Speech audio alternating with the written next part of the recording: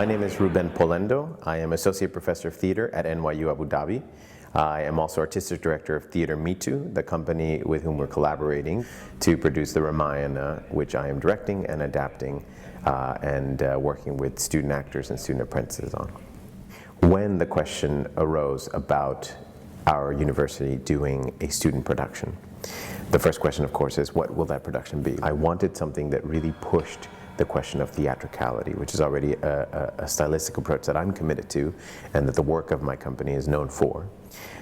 The next was, what would that piece actually be? And I looked at many, many different things. And the Ramayana kept coming into my mind. I actually read the Ramayana first in a class in my freshman year. I read an adaptation. The story has a deep connection with so many people, and so people come up to me and they already know the story and they know versions of the story, and they ask, you know, oh, is this gonna happen? Is this gonna happen? And so there's this investment in it that people have, just as it being part of their cultural background. That's really exciting. At the core of the Ramayana, for me, there's the idea of journey, right? And there's many kinds of journeys in the piece. One of the journeys is, of course, the journey that has to do with love. But the big one is that ultimately the journey of many of the characters is actually a journey into adulthood. And the piece really portrays that journey as one that is beautiful and frightening and devastating and exciting, and that there's so much letting go, but there's so much energy and newness to come. And I realized that in this place, in this landscape, both the students and myself are on a journey. A full-on, intense, very intense journey. It's more than an individual journey, it's a collective one, in that you as a group of collaborators for a theatrical piece or an artistic piece have to go through an entire process of assimilation with all the elements of the play and of the piece you're producing together. You know, whenever we sit down to do a show, we have to start with all the inspirations. You know, Rubén likes to say, you know, let's dream first, and then the dreams sort of settle themselves down into the design. I was really interested in figuring out how we could make the theater itself feel like a temple when you entered into it. Something very important about this piece was the idea of it being such a huge epic poem that we wanted to feel like the actors were coming out of the story. So one of my original images I brought in was just pages of the book with the text of the Ramayana on it, with the idea of what if the actors came out of that. And that's how we came into developing the big piece of fabric, and we knew we wanted to incorporate shadow puppetry, and we didn't want to have just a white screen that would pop up. We wanted to incorporate it into the scenery so everything felt like it was popping out of the same world. I had always heard speak of the goddess, both beautiful and strong, both peaceful and turbulent. In one moment I felt it all. And that moment? That moment was called Sita. I'm the percussionist, drummer, and composer for the Ramayana. It's very much a symbiotic relationship between me and the actors, and even the set and the lights and what's going on. And what they do influences what I do, and I feel what I do will influence what they do as well. Rama, stay back! No! Lakshmana! Rama, stay back!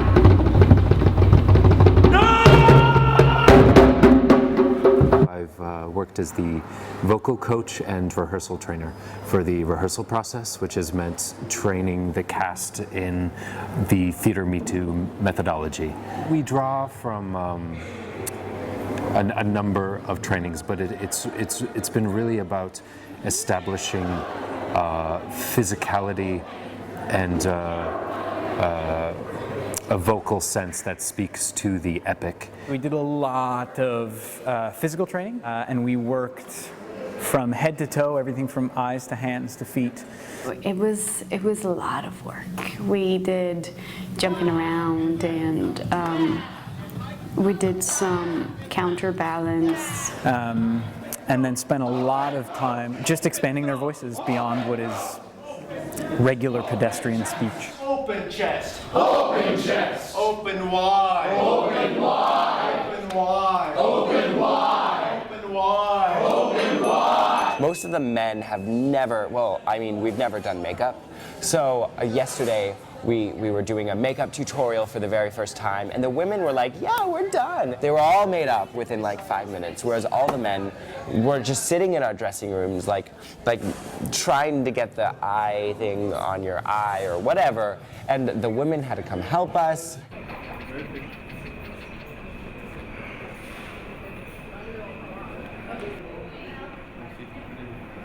The arch is better? When I auditioned, I filled out a form. And one of the questions on that form was, would you be willing to shave your head? And I said, yes. We were just supposed to shave it so that it wasn't in the way anymore, and it would be sort of just like we have rehearsal costumes, I'd have a rehearsal haircut. So all of a sudden, I felt the razor go up, and everyone was quiet for a minute. And then they all start laughing and pointing, and someone saying something about bald, I used to feel, and there's just this big bald patch on the side of my head. And then they try and make lightning bolts, and they're terrible at it, and so it was going, and then someone said, give him a mohawk. All right, well, I look pretty good, I think. You look great. I didn't have to shave my head. There was no reason for me to shave my head. But I did shave it because I felt we had to be all in this together. There were friends that were shaving their heads because they had to do it, and I felt I had to do it too. I felt as though I wanted to go with them in that journey. They were shaving their heads off, they were transforming themselves into their character, and they were taking that step to leave their body a little and go into somebody else's body. And I felt I had to go with them. I too had to leave my body and turn into somebody else for a while.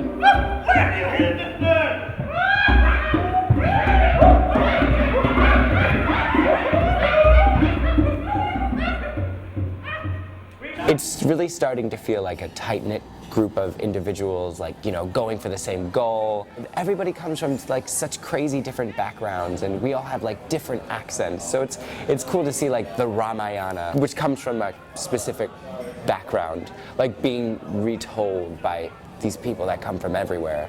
The whole group, the cast group, the collaborators, the apprentices, we were like a family. Hey, what are you doing with that? Where's the wine? Damn it, Josh! The production essentially became part of our lives here at NYU Abu Dhabi. I think just the idea of everyone eating on the bus going to Manarat every day, it became something, it became a thing.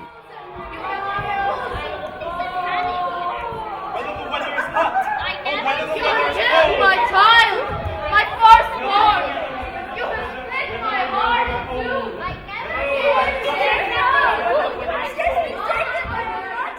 Me Too's been super supportive, and I mean, you know, having Justin, Nathan, and Corey around, and Kevin, and Lori, and the whole team, it's been amazing. The students, the collaborators, the apprentices have all been a really terrific group of collaborators. It's really been a dynamic collaboration and a really productive one. And I think something we'd forgotten along the way was quite how, I'm going to say bizarre and magical, what we were doing was.